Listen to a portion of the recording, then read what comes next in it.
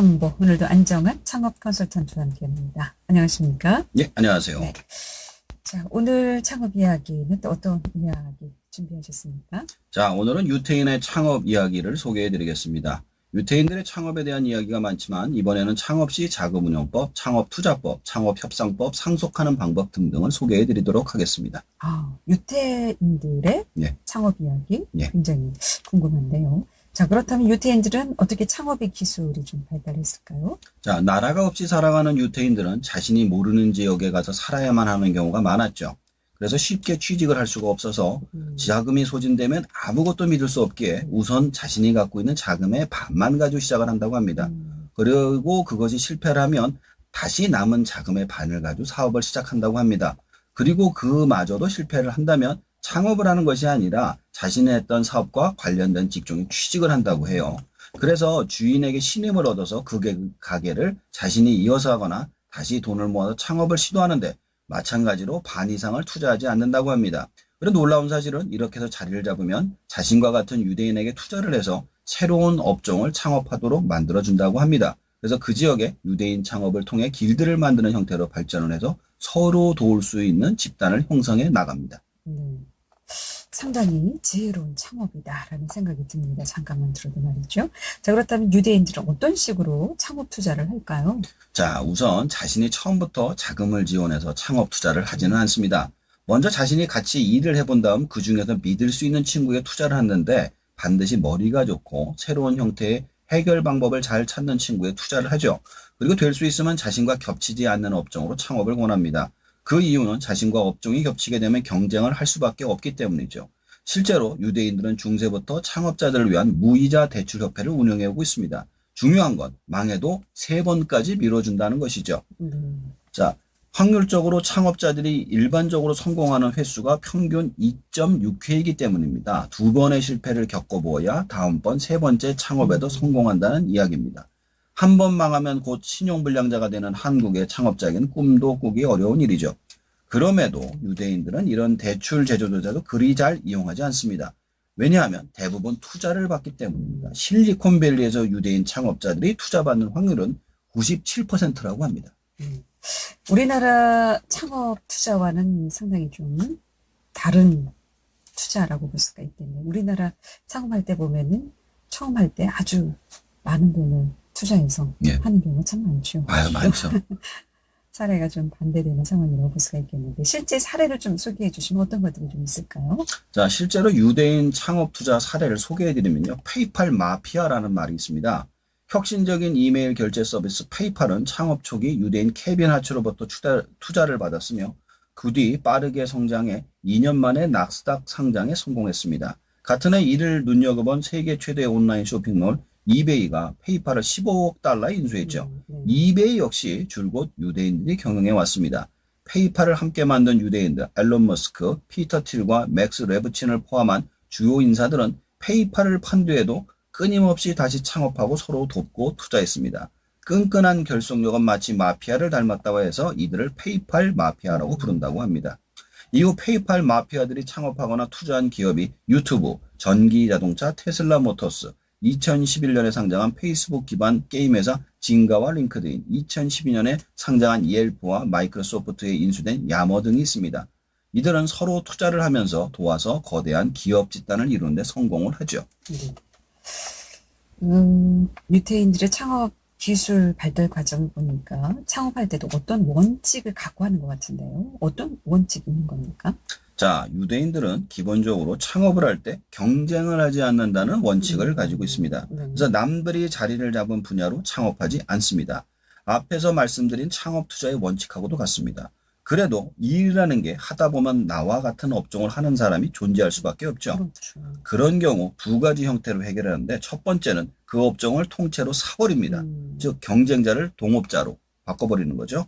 그 업종의 미래 규모가 크다고 판단이 될 때 내가 규모가 크다면 그 업종을 사버립니다. 상대방이 원하는 금액보다 더 큰 금액을 써서라도 말이죠. 자, 2번째는 규모가 비슷하다면 동업을 해버리는 겁니다. 상대방과 경쟁을 해서 손해를 보느니 그 시장에서 나오는 금액을 가지고서 나눠버리는 겁니다. 그래서 유대인 회사들을 보면 합병을 하는 경우가 많습니다. 3번째 경우는 상대방을 파산시켜버리거나 아예 포기합니다.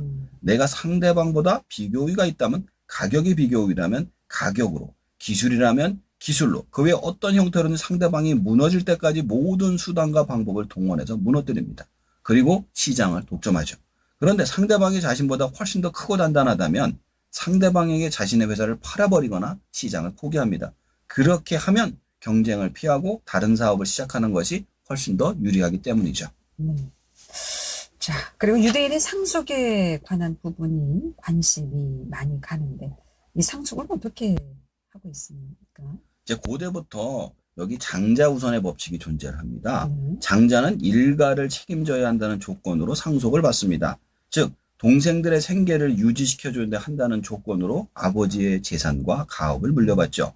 여기서 중요한 것은 이 원칙을 지키지 않으면 집안이 통째로 무너지기 때문에 무능력한 장자라든가 도박이나 씀씀이가 해픈 장자의 경우엔 제외가 됐다고 합니다. 고대에서부터 근대에 이르기까지 가업을 잇는 방식으로 유지가 되는데 현대에서는 이 방식의 형태가 창업의 형태로 바뀌고 있습니다. 그 이유 중에 한 가지가 상속세 때문인데요. 대부분의 나라에서 상속세가 워낙에 높다 보니 상속세를 다 내고선 도저히 가업의 규모를 유지할 수 없기 때문에 자식들의 사업을 시작하면서 투자를 하는 방식으로 바뀌고 있습니다. 만약 창업을 해서 성공을 한다면 기존의 가업보다 훨씬 더 큰 형태로 사업을 키울 수 있고 만약에 실패한다 하더라도 그 경험을 바탕으로 기존의 가업을 더 잘 키울 수 있기 때문이죠. 누군가 밑에서 일만 배운 것과 거리가 먼 자신이 직접 창업을 해서 노력을 해서 기업을 키워본 경험이 밑거름이 된 것이 때문입니다. 네. 유태인들의 창업 원칙, 또 상속에 대한 부분까지 들어봤는데 왜 이런 식으로 그렇다면 유태인은 창업을 좀 잘 하게 된 것일까요? 자, 우선 나라가 없기 때문에 믿을 게 돈밖에 없죠. 네. 그러니까 이 돈을 잃어버리고 나면 그들은 생존이 불가능해지기 때문에 아주 현실적인 창업의 기술을 만들 수밖에 없었습니다. 그러나 이러한 현실적 창업의 기술도 서로 간의 믿음과 도움이 없었으면 불가능했죠. 유대인은 기원전 600년경 나라를 잃고 방랑하는 고난의 역사를 겪었습니다. 세계 곳곳에 흩어져 자신만의 공동체를 이루어 살다가 그러면서도 그들의 동질성과 민족혼을 잃지 않았기 때문에 가능한 겁니다. 바로 그들의 신앙심과 단결력 덕분이죠. 너희는 모두 한 형제다. 서로 도우라. 라는 성경의 말로 그들은 서로를 철저히 도와 상권을 장악하고 무역을 발전시켰습니다. 그들이 가장 많이 모여 사는 곳에 늘 경제가 발전했죠. 역사적으로 상업, 무역업과 금융업이 그랬듯이 오늘날 지식산업계에서도 그들의 창의력과 단결력으로 시장을 제패하고 있습니다. 창업기술이나 투자기술, 상속기술이 발달할 수밖에 없었죠. 그런데 이제 인류의 직업을 기계가 대체하는 시점이 현재는 이러한 유대인의 창업기술이 모두에게 필요하게 된 것이죠. 자, 그렇다면 이러한 유대인의 창업의 기술을 현대 우리나라 사람들이 어떻게 좀 활용하면 좋을까요? 첫 번째로 유대인의 창업자금 운영에 있어서 올인하지 않는다는 점을 배워야 할 것 같습니다. 네. 우리나라 사람들은 창업을 할 때 무조건 크게 하려는 경향이 있어서 한번 실패하면 다시는 회복하지 못하는 경향이 강하기 때문입니다. 자, 두 번째는 협상하는 방법을 배워야 할 것 같습니다.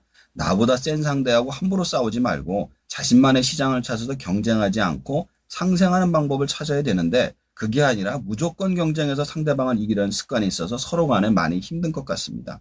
우선적으로 둘 다 살 수 있는 방법을 찾는 것이 우선이고요. 세 번째는 투자받는 법에 대해서 공부를 할 필요가 있습니다. 앞에서 유대인 투자 이야기를 해드렸지만 현재 우리나라에서 많은 투자기관들, 특히 국가와 지역 공공기관에서 많은 교육과 투자가 이루어지고 있지만 대부분 관심을 못 받아서 사람을 모집하는 데 힘들어하고 있습니다. 창업을 하는 데 있어서 혼자 힘으로만 하실 생각을 하지 말고 넓게 알아보시고 공부하시고 투자 봐주셔서 실패를 하더라도 훨씬 더 쉽게 일어나고 많은 시도를 통해서 완성하실 수 있게 될 것입니다. 네. 창업에 성공하시려면 유태인들의 창업 비법에 대해서 좀 알아보시면 좋을 것 같습니다. 오늘 말씀에서도 참 많은 교훈을 얻게 되는 것 같습니다. 우리나라 창업과 상당히 좀 비교된다는 점에서도 말이죠. 첫째, 올인하지 않는다. 두 번째, 협상하는 방법. 세 번째, 투자받는 방법에 대해서만 공부하셔도 많은 도움이 될 것 같습니다. 귀로 듣는 창업 컨설팅, 오늘도 안정한 창업 컨설턴트였습니다. 고맙습니다. 잘 감사합니다. 들었습니다. 예, 감사합니다.